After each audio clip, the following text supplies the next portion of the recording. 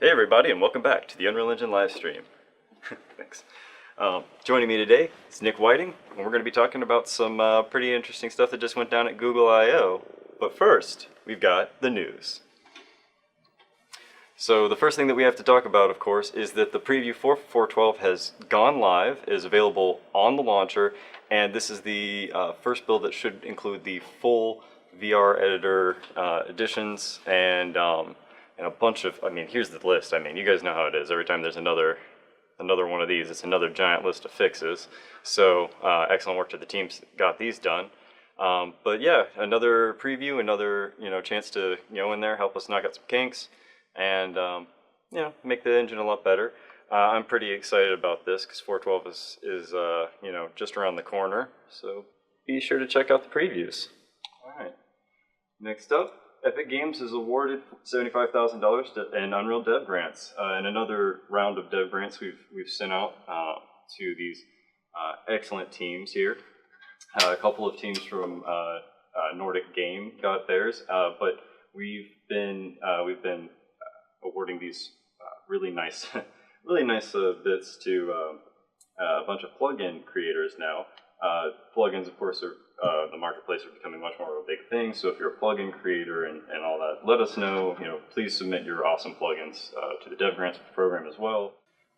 And you can actually see people personally asked me if we were going to ever give UE4 plugin a Dev Grant, and I'm just like, I don't know, guys. But there you go. It's actually there because But yeah, awesome stuff. The JavaScript plugin's great. Everything up here is pretty exciting. We're just so happy to have you all. So again, great job. Love awarding out these Dev Grants. Bam. All right. Inua has written us this. The team that created Inua has. I hope I'm pronouncing it right.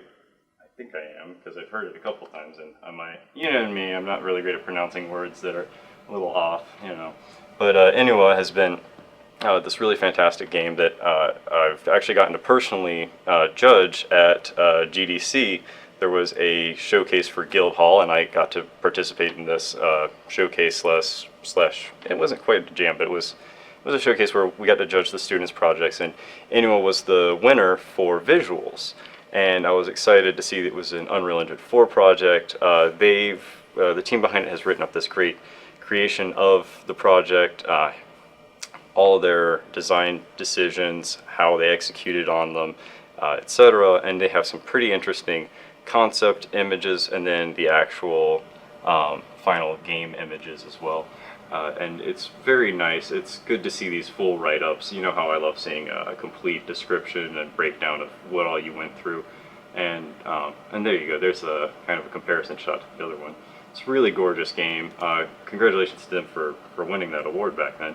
But thank you so much for submitting this. And yeah, if you're interested in seeing how they designed this game, come check out the blog.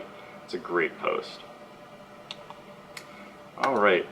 Finally, in the news, what goes down must come up. The May UE4 Jam has been concluded. I've collected up a bunch of submissions. It's all locked down, but we're now going to go through the judging process, and next week we'll be announcing the winners. It's very exciting. We got some pretty impressive games this time around. Especially excited to try out these. I haven't gotten a chance to do the actual judging yet, but I am extremely excited to try out the Vive ones and all these new kind of. There seems to be some games that people entered that are just completely their own genre, so it'll be pretty intense to try those. But thank you guys for submitting, and we'll see you all next week for the actual winner announcement and raffle giveaway. All right. So next up is our AnswerHub Karma Earner, and then we'll get onto this thing here. Let's see. The Karma Earners of the week, our top AnswerHub MVPs are Tam Foy, Shadow River, and Scott Spadia. Scott? Good work. So yes, every week we like to acknowledge the top 3 MVPs of AnswerHub who get the highest amount of karma in a 7-day period, and give them a little badge on the forums and a little shout out here on the stream. So thank you so much, and to everyone else who participates, thank you, and keep going. I'm sure that you'll get that badge. All right. Next up is, if we hop back, there we go. So I got a contact here from Ryan John a little while ago that he was working on what he's calling the Unreal Nexus.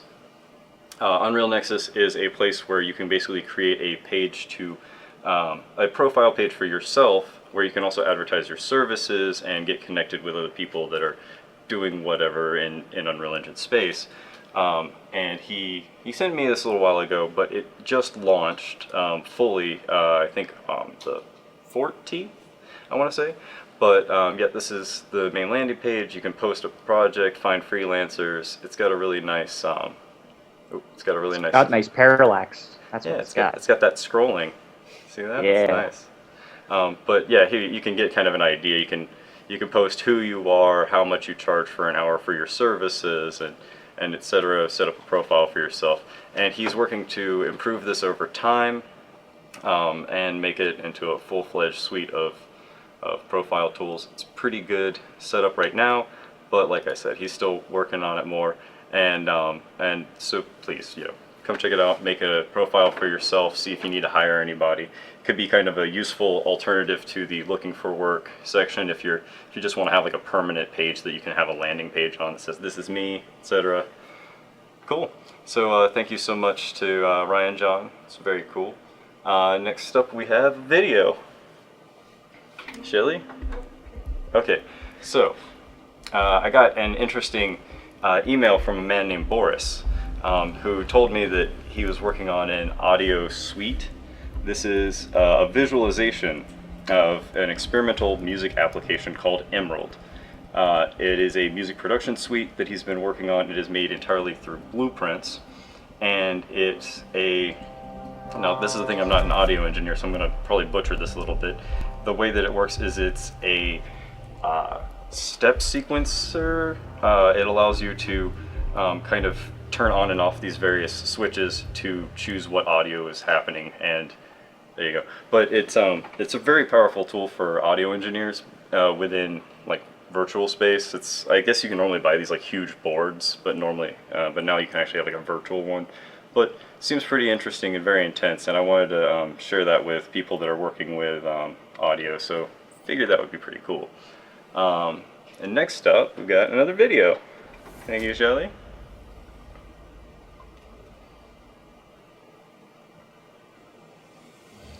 Alrighty. Next here, oh right, Enigma Prison by Gustavo Rios is a solo developer project. It's a really great puzzle game, but it has all those beautiful visual aspects and physics fun. There you go. You can see you have a gun that shoots blocks and picks up blocks. It has this almost Portal-esque feel to it in that style. It's very clean, aesthetic, but at the same time you get the kind of sinister technology feeling, like you're waiting for one of these lasers to freak out and shoot you kind of thing. But great, beautiful puzzle game, lots of interesting mechanics. I love the, yeah, you have like a teleporter red gun, but see, you can ricochet off of things using the arrow blocks, and you can move the arrow blocks with the other gun, so a lot going on there.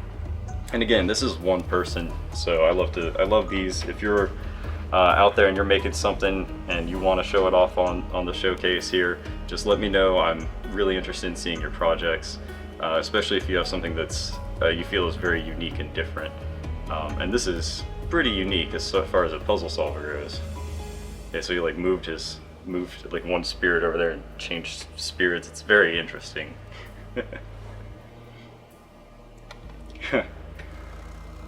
There we go. And we're back. Hey guys. Hey, so Nick, just before we kick this whole thing off, we have a video of what we got to show at Google I/O and all the stuff that we talked about there with Shane Cottle and them. For years we made video games where you would sit on the other side of the glass. Now you're inside the real 3D world with a real feeling of presence.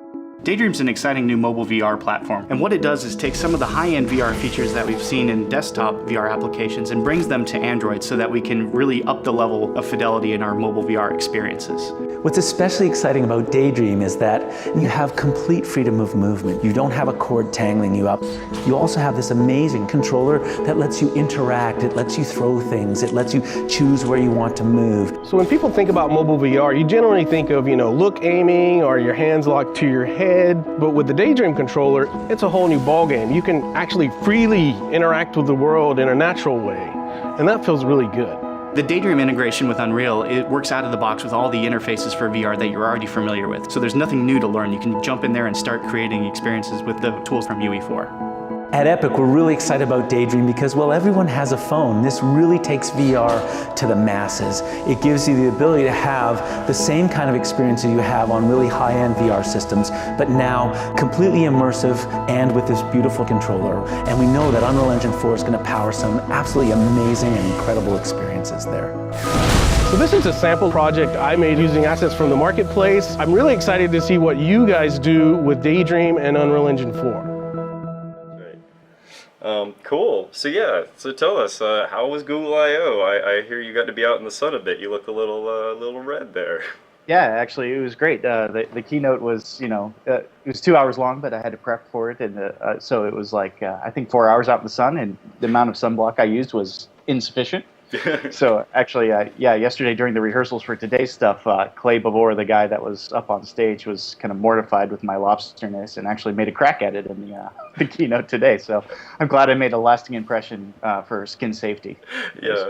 Yeah, I saw people tweeting, people in the audience with SPF 70, like putting it on. Yeah, I was at 30 plus. I think I should have broken out the 70, or at least a long sleeve shirt. So yeah, I've got a nice red complexion here. Well, that's good. That's good. That'll turn into a nice healthy tan, I guess that's what we get for working so hard on the engine instead of going outside and, getting all that fresh air. Exactly. Like, hey, maybe it'll turn into a lot of vitamin D for me, so. Yeah.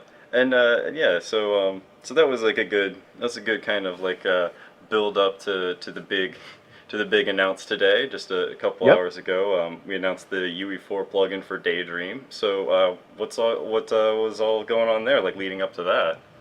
So yeah, basically Clay and the rest of the Google team talked to us a couple months ago and kind of laid out what their plans were for Daydream. And we're always trying to be on the cutting edge of supporting these VR platforms, especially as they're emerging. So we decided it was a great opportunity to work directly with the engineers at Google and some engineers at Hardsuit Labs to get the kind of a plugin so we can get Daydream support day one out of the box. So we actually did the thing where you push the button during the middle of the keynote and release it upon the masses. So if you go to GitHub right now, the change list is live. We took exceedingly thorough preparations to make sure that if half of our staff was hit by a bus, we could still submit the damn code to GitHub, and it worked. Everything went smoothly. We had nobody hit by buses, no deaths. It was great. Yeah, so that's good. It's up there now.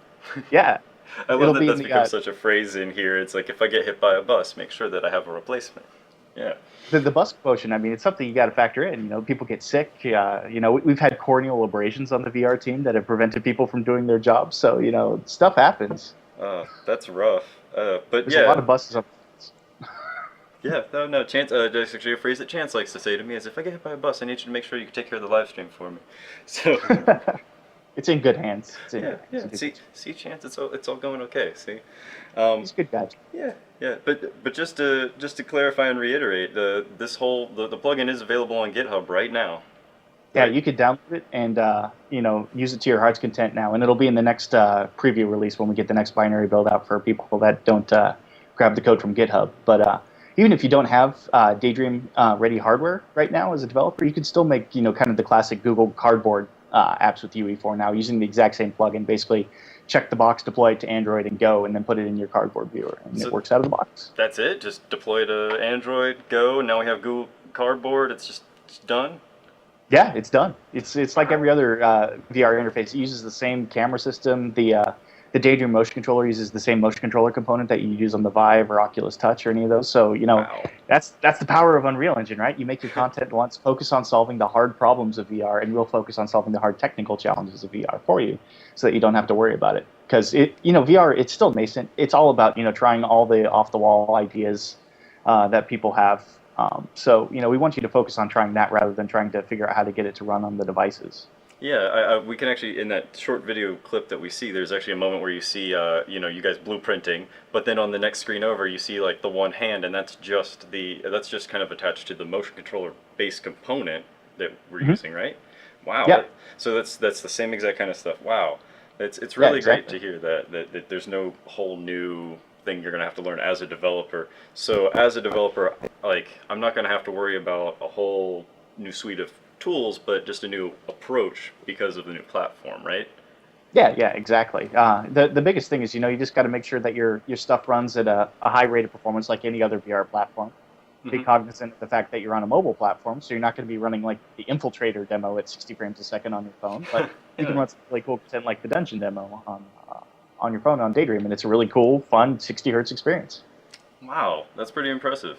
And as far as being a developer and developing for this, I take it that we've unlocked new functionality within the engine with these tools, right? So there's new things that you can do with them, right?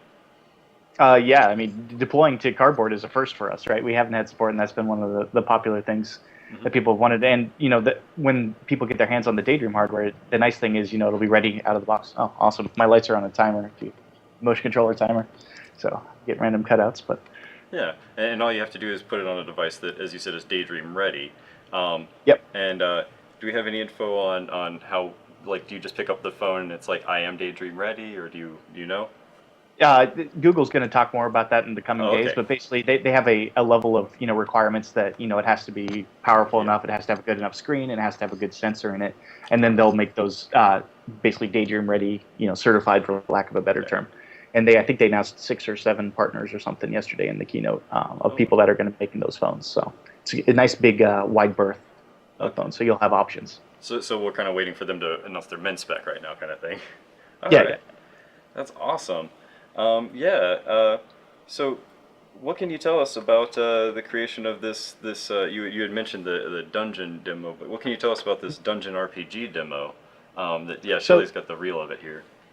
Yeah, there's lots of spider killing action. We hate spiders here at Epic, so we like to shoot them with magical wands and stuff. But no, it's kind of like, at Epic, we really like to dog food our product to, A, make sure that it works the way we intend it to work, and B, just get the practical lessons that you can only get from actually making something with it. So, we've had, Couch Nights and Showdown and Bullet Train, which are all kind of seeing how far we can push the technology and kind of learn for ourselves how to create a great VR content, because there's a lot of, subtlety to the design that you have to learn. So that's basically what Dungeons is. So Shane Cottle, the very talented artist that you saw in the video there, has kind of been, single-handedly making this dungeon demo, which is, how far can we push the tech? We had a suite of assets from Infinity Blade that were already kind of catering towards mobile, which is a great start for making mobile VR apps. And he started putting them together and, messing around with what does it feel like to teleport, or how do we use the motion controller to make, the wand casting feel really good? Because the motion controller on Daydream is 3 degrees of freedom, so you get kind of the rotation and orientation of it, but not necessarily true positional left and right, up and down. So the kind of flicking and casting gestures that are with the wand, or like tipping up the potion bottle or eating the apple, are all very natural gestures. But there's a little bit of design play with that. How far do I offset the motion controller from the wand so it feels like I have a forearm and not just a wrist? There's lots of little things to play around with to kind of cater the experience to yourself. If you're making like a fishing rod game, you probably want the motion controller component right attached to the base of the thing, because you flick your wrist to cast the rod. But with a wand, you probably want it located a little bit down the arm a bit, so you can kind of fling it around and cast and pretend you're Harry Potter or James Golding. I always get the two confused. See? Oh, I won't tell James you said that. Oh, I will. He'll get a kick out of it, I'm sure. I'll tell James I said that. I hope you're watching, James. It's, I don't know, midnight in the UK. If we're lucky, probably Jess Hyder's watching and she could let him know. It'll be fine. Exactly. Yeah. So getting back to it, can we enable and disable VR mode in the engine? Do you know? Yeah, it works just like any other thing you can do. Stereo on, stereo off, if you want to pop between the two modes. Cool. But a lot of it depends on what's your application. Do you want them to start off in 2D and pop into 3D? That could be kind of a cool thing in itself. A mixed mode gaming application. So nothing's stopping you from doing it if you want to give it a shot. Oh, okay. Well, that's like a whole new kind of functionality then. That's very. You can do that on desktop right now. So. Oh wow. Well, It yeah, limits that's your true. Yeah, I'm actually kind of curious about what all that kind of like is going to bring out in mobile gaming. So we'll see how that turns out in a little bit. Um, I'm actually kind of curious what. Oh, sorry about that. I had a little internet thing happen. So, where is the best place to learn more about Google VR and everything that like is actually available to you? So the best thing to learn about Google VR as a platform is to watch kind of the keynotes and stuff that they're announcing right now at Google I/O as we speak. Hmm. But on top of that, about 2 weeks ago, we had the venerable Sam and Wes come up to Seattle and spend a week camping out and work on our new templates and our new documentation for this. We launched a quick start guide that's linked from the blog and on our learning pages for Google VR specifically, so that people can kind of get a jump start and hit the ground running with this. But like I said, hopefully, since it's built on top of all of our other VR platform support, it should be easy and natural for people. Yeah, I think we've got the docs are live for it now, and yeah, so yeah, you should be able to just take a look and see how it was done. And yeah, so like we said, GitHub is your place to go for right now. When can we expect to see this in a binary release? The next binary release should have it in. Okay, Built in. okay, that's 412. Yeah, I don't know what the date of that is off the top of my head, but Currently, I think it's currently scheduled for either just end of May or just beginning of June. So we might have just recently had a slight hitch in that, and we want to make sure that we get this thing, fixed up and not have a whole lot of nasty things in there. So we're taking a little bit of time on that to make sure it's good to go. But yeah, that's good to know that that will be available when that's out. Let's see here. We have a little bit of Q&A from the Twitch chat. So let's see what we've got here. Is this Vulkan or ES2? so right now it's ES2. In the near future, when we get support from Google for it, we'll be able to hook it up to the Vulkan backend, and that should give us a little bit extra power to play with, because Vulkan is more efficient with draw calls and stuff. So we can squeeze a little bit more power out of that. So coming soon when we get support for it, but it shouldn't be too far off, hopefully. All right. And you can play with Vulkan in non-VR mode right away with 412. I think the preview release out there now currently has Vulkan support, so to give you kind of an idea of how much more perf and stuff you can get with your content right now. So no sense in not grabbing it and trying it to benchmark it to see if you're aiming towards the right place. All right, that's really amazing though, because I know that that's been a big kind of question as far as when we announced the Vulkan stuff was like, how much is this going to affect VR? And it's like down the line it'll start affecting VR more and more and more. But so down the line we're going to probably see some sort of cross implementation there. That's cool. Yeah. Should help across the board, which will be nice. And take Yeah. any power we can get. Yes, yeah, it's always good. You will always want to maintain over 60 FPS on these devices for sure. Yeah. Let's see here. What can we expect for high-end FPS on Daydream? Expect, I guess. Running at 60 frames a second is basically what we're, targeting with the Daydream app. That's really, for comfort, keep the latency down, make the experience something that you can keep on your face for an extended period of time. Google helps with that. They've done help with the motion to photons latency. They have a sustained performance mode that makes sure that your thermals and stuff don't get out of control, so that you can keep running at the same performance level and not have it drop when your phone starts to heat up. Yeah. There's been a lot of work to make sure it's a comfortable experience, and part of the key is running at 60 frames a second sustained. And it's not. Is it capped at 60, or could I push it to 90 if I wanted to, and then cap it at 90 instead? Do you know? I think we're synced to 60 with the hardware, so you can simulate faster. We always aim a little higher than that, just in case you get a hitch. That'll mean you're still above the frame rate. Yeah. Just give yourself some wiggle room. So, with Bullet Train, that was aimed at 90 frames a second, and we tried to keep it around 105 to 115 frames a second at all points on the recommended hardware, just to make sure that if something happens or if a lot of stuff blows up at once, you still are able to keep that 90 frames a second. So the same thing holds true in mobile VR. Give yourself a little bit of wiggle room. Okay, so that if it dips a little, it won't dip past that 60 threshold and all that. Okay. Exactly. All right, it's always a good tip to remember there. For those who are not familiar, how can I get the latest build on Git and build engine to get Daydream stuff? So, uh-oh. Yeah, like I said, lights are on a timer, which is awesome. I don't move around enough, apparently, to keep the lights on. It'll be okay. But yeah, so as we were saying, in order to get the latest build from GitHub, you just have to connect your account from Epic Games to your GitHub account, which you do through your Epic Games account. You just put in your GitHub information. Go over to the Epic Games Unreal Engine branch, and you should be able to pull off of main or the 4.12 preview 4. They should just be kind of labeled as such, correct? And then yeah, you should just be able to pull down the whole thing like that off of GitHub. Yeah, Daydream specifically is in the 4.12 branch. It's not in the main branch right now because we want to get it out as fast as possible. It'll be percolating down to the main branch shortly. Oh, okay. Thank you. Do you for want the to do correction. Daydream specifically? No problem.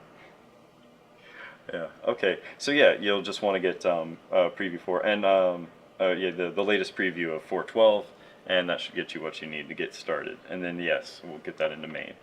Cool. Will the new SDK will the new SDK affect Gear VR builds at all? No, they should be completely separate. So you can still build for Gear VR. It's a great platform. There's a lot of good content out there. So yeah, nothing changes there. You just have another option to deploy on mobile. Okay, cool. As long as it's gonna get fudged with. Cool. Yep. We plan to support Gear VR as long as Gear VR wants to be Gear VR. It's an awesome platform. So we love all platforms equally. That's why we support everybody. Yeah, we're a generalist engine. It's nice. It's yes. Nice. On that kind of same vein, do we know if there's going to be any crossover with Gear VR or Samsung devices? You'd have to ask Samsung and Google. Yeah, we'd have to get Samsung and Google, the entire companies, on the stream. Just hang out with them and ask them all at the same time. Yes, yeah, that'd be a fun one. Let's see here.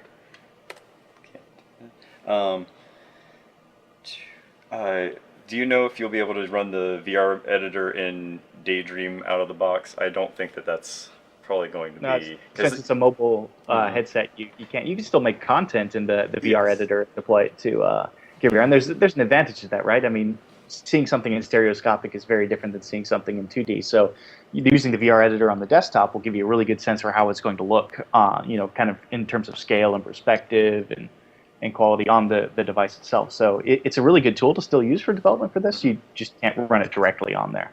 Yeah, and I mean that also makes sense because as you said, the device kind of works on the 3-axis of movement, and the VR editor is going to expect you to have full motion tracking support, like how the Vive has the full movement. You should be able to do that. So yeah, that is kind of a difference in limitations. There is that the handheld device will do rotational but not full positional. So, kind of in that same vein about the device itself, what would be the best way to emulate the controller for the Daydream controller, I think is what they're calling it, while we're waiting for them to be released? So there's a couple different ways you can go about it. When Shane was making that demo, there's one point where he had to get another dev kit from Google, and so he didn't have a kit on hand. So what he did was basically turned off the positional tracking on a Vive controller, and it's very similar because it has a touchpad and an extra button right there. So the functionality of the Vive motion controller is very similar to what the Daydream controller is like. So you can use that, and since it all goes through the same interfaces anyway, you don't have to rewrite anything. Basically, just run it on your Vive and turn off positional tracking on the Vive, and you're good to go. Oh, okay. So that's a good analog. You can also route mouse input or something to emulate up, down, left, right if you wanted to, or just keys on the keyboard. There's lots of options, and thanks to kind of the input abstractions that we have in the engine, you can wire multiple things to fire off the same control. So if you want to route your P button to the motion controller button for the Daydream, you can do that and have both of those inputs fire off the same button. So you have a backup version and a Daydream Live version. Okay, so you can just kind of develop using the kind of basics for rotation, since you don't have to worry about vectors as far as movement and location go. You're only worrying about actual rotation data. So that makes sense. Okay. And if you have an Android phone that's not Daydream ready, like I said, you can use the same plugin to make it kind of a cardboard level app on there. So you can put it in your cardboard viewer and kind of see what it's going to look like on a phone on Android as well. So that's a nice kind of analog to check the visuals. Okay, and that's also a really nice thing to remind people that even if the device that you end up targeting isn't the Daydream ready one, you can still Google Cardboard, build it, and then that's an available option. Cool. Yep. That's excellent. Is there anything stopping mobile VR from doing the processing on the PC, then streaming the display to the phone, other than being linked to the PC by a cable? I mean, there's people that have thought about doing creative things like that, rendering on a PC and using something kind of like the temporal reprojection or time warping to correct it based on the movement of it. And then some other people have kind of taken that to the next level. So, I mean, for development and stuff, it might not be a bad idea if, your VR Pi in the editor just, beamed an image to your headset. It would be a little bit latent, so it wouldn't be something you'd want to use for an extended period of time. But if you just want to get in, pop into your level and check it out, that's one of the kind of things that we're considering on the workflow side as an improvement for the workflow on this. So you don't have to cook and deploy an Android build every time just to see it on the device.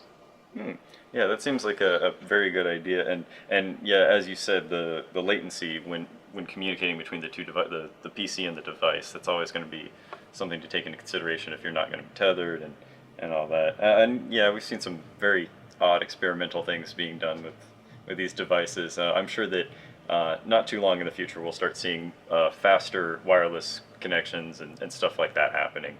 So that'll be a lot of fun to see, but probably more for the future than for the immediate. Yeah. Technology always progresses. That's the nice thing about it. Yeah, it's funny. It's almost like, just a few months ago we didn't have all these VR devices everywhere and stuff. It's really... Right? Sometimes I have to take a step back and think about this. All right, today's stream's going to be about this new VR device. Whoa, it's the future, man. When did that happen? Cool. Anything newly learned about developing for this new platform?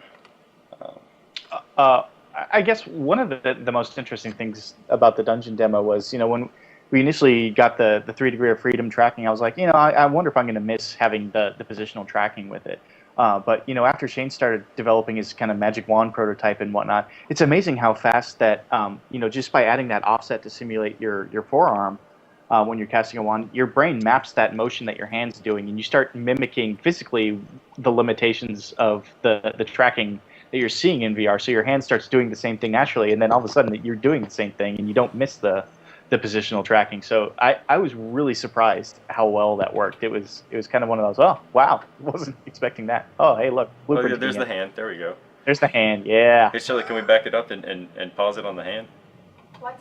Okay, never mind. I'm asking too much. No, it's okay. Okay, what? Shelley, There can we you go. give me a hand? Oh, there we go. That was it. That's it right there. Yeah. Okay, That's- so I so see. You can kind of see that the actual hand, the motion controller component, is kind of where that red arrow is that's directly below the wrist. And then it's offset a little bit. Yeah, and that kind of simulates the fact that you have a forearm and your hand isn't the only thing that you can rotate. And it's super simple. All he did was take the motion controller component and offset a little sync component to attach the static mesh to, but it works really well. And your brain is an amazing thing. As long as the interactions are consistent, even if they're different than what happens in reality, your brain can map them one-to-one. I mean, you see that with game playing all the time, right? If I want Mario to jump, I hit A, and every time I hit A, he jumps, and your brain just accepts that naturally. You don't have to think about, I'm going to press A, and he's going to jump here. It's like, I want to jump, and your thumb hits A. So that sort of same mapping works with virtual reality.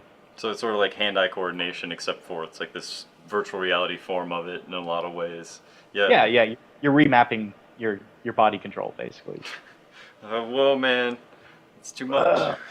Yeah, it's interesting that every time that you put someone in VR and you put these devices on them, and you really get them immersed in the environment, what kind of bits of psychology and that you kind of divulge of that we never realized before because this technology just hasn't been around. Just seeing, as you're saying, the hand goes out, and even though you're not really extending it, moving it, eventually your brain just kind of goes, okay, I have to move within this area. Mm-hmm. Yeah, it's just amazing that we have gotten to that point where we're still finding these things, but we are really learning a lot more about human psychology as we're developing these games too. It's a whole new toolkit to really screw with people. Why did we give this to Nick? Evil Jesus. Come on, Alex, you don't trust me, buddy? Yeah, so there's this amazing, powerful tool, and we've made him the director of it. It'll be great. Yeah. You guys trust me, right? It's cool. Sure. Uh-huh. All hail Zoidberg. Yeah. It's like, ooh. My wife actually texted me during this live stream and said, "Holy crap, you look like a lobster." So it's good to know. Good to know I got fans. Yeah, you are definitely the okay. Now we've established you're definitely the Zoidberg. You're Exactly. you're the guy that we put in charge of everyone's health, and you're terrifying. Why not Zoidberg? Awesome. Can't bring you on the streams. I love to know that you've broken your man. I love it. Okay. Right. VR focus. Yeah. Do we have? Let's see here. Are those interactions on menus in the demo using widget UMG from line trace? No, those are using actual physical meshes and stuff in the world, and then tracing those and hitting those components. So that's not UMG. Okay, so it's actual like meshes that are floating out in the world. Yep. That way they can actually have the collision attached to them. Yep. It gives you a little bit more control over a 3D look on them. So yeah, it really helps. So for all of our UI right now, we use static meshes and physical stuff in the world just because we feel it looks a little bit better and it's a little more kind of predictable workflow and gives us a little bit of flexibility with material effects and stuff like that. So this one was the same as that, basically static meshes using collision and ray traces. That's pretty good. I think that's actually what we're starting to see as more of the standard. I was talking to another VR developer, Alex Grau, about when we're working in VR space and how a menu should be presented as 3D objects in front of you, floating around you, and it makes sense to make them as meshes instead of the 2D widgets, which I've gotten to try to do that like way back in the day in a DK2, and they just feel like they're right in your eyeball, and it's very odd. So, and even if you put them out in the world, it feels very flat, and it's kind of disappointing when you've got a really cool 3D world. If anything in it is perfectly flat, it's like somebody's holding up a piece of paper in front of you. It just doesn't feel right. Feels better to have that kind of like floating monitor kind of feel. Yeah. All right. Let's see. This is a general VR question since Nick is on here. Is Virtu? I'm probably going to say this wrong. Virtuex support coming to UE4? As in the Virtuix Omni treadmill, I assume? Oh, that might be it. The Omni. Yeah. Haha. Yes, that's it. Okay, yeah. So I know that they've shown off a UE4 demo that I played at VRLA in the treadmill, which is kind of a cool shooter game, hooked up with the Vive and the treadmill. So I don't know if they've announced support or anything, but I've seen a demo at VRLA of support in it. All right. Well, then at the very least, they've proven that you can get it in there. So that's interesting. I've played it. I've walked on it with my own 2 feet. Yeah. Wow. I've Or still not had a chance to try crab one. It's surprisingly, like, when you get it, like, I would exercise the hell out of it if I had a Virtuix Omni and can shoot things while I'm running around. To me, like, aside from the nasty sweat that gets in the headset, I'm running around sweating like a pig on a demo show floor. It was really fun. I would like to have my own personal one. Alrighty. So if Virtuix wants to send me one, I'll put it in my living room. All right. Yeah. I mean, if we'll drop them an email, be like, hey, that was a cool demo. You want to share that? The plugin that you got going clearly. Yeah. Cool. Is there going to be any support for speech recognition in UE4, either through Daydream or through any of other Android-related device compatibilities? I don't know off the top of my head. There's nothing in there that I'm aware of, and I'm not aware of any voice component of Daydream so far as it stands, but that doesn't mean there isn't one. Yeah. I feel like that's it would be cool. That one's probably more of a general, how do I extract data out of my Android device kind of question. Maybe that one's more for Chris Babcock or one of the guys that works more on I will say it has Android. been done. When we worked with some Stanford students in the precursor to the VR editor, they were kind of experimenting with what kind of modalities and inputs they would use with a VR editor, which led to the big VR editor work. One of the teams did integrate voice recognition, so you could basically search by voice in the content browser, saying like, I want a pillar, and it would bring up the content browser with all your pillars, and then you could drag one of those into the world. So people have done it, and it's pretty cool. The big problem they had with it was when they were demoing in a noisy area, it's really hard to get voice recognition to filter out the background noise and whatnot. But hey, in Google's keynote yesterday, they were talking about how now they're training their voice recognition in noisy areas. So if they open up that API, there's no reason you couldn't make a plugin that hooked into UE4 and have voice recognition in there. Awesome. Yeah, that sounds like it'd be a really good one to include. All right. Now, I know you do have a place to be in about 2 minutes, so Yes. that'll have to be the last of our questions for today. Thank you all so much for submitting your questions in the chat. I'd like to, as our outro today, I would like to remind everyone that next Tuesday will be Sam talking about material instances and becoming a master of material instances. So be sure to check that one out. And next Thursday we will be announcing the Game Jam winners. So be sure to come by, see all the fun and exciting games. And yeah, it should be a very different kind of thing. And yeah, the raffle. So you want to be there for the raffle too if you've submitted anything. So yeah, that's it. Thank you, Nick. I know that you've been super busy. They've had you running around, and we pulled you in here. We're gonna throw you into another meeting or something. So Buy some sunscreen. yeah, buy some sunscreen. Shelley says. We Exactly. Feel, It's we feel good bad helping. for you. we sent our director out here and just burnt him to a crisp. It's fine. I can't afford sunscreen. Tell Tim I need to be paid more. Yeah, we'll get Tim right on that. All right. Yep. Appreciate that. Yeah, thank you so much for coming out, Nick, and thank you all for attending and watching us talk about VR and be general goofballs. Always fun. Yes. Always fun. Bye.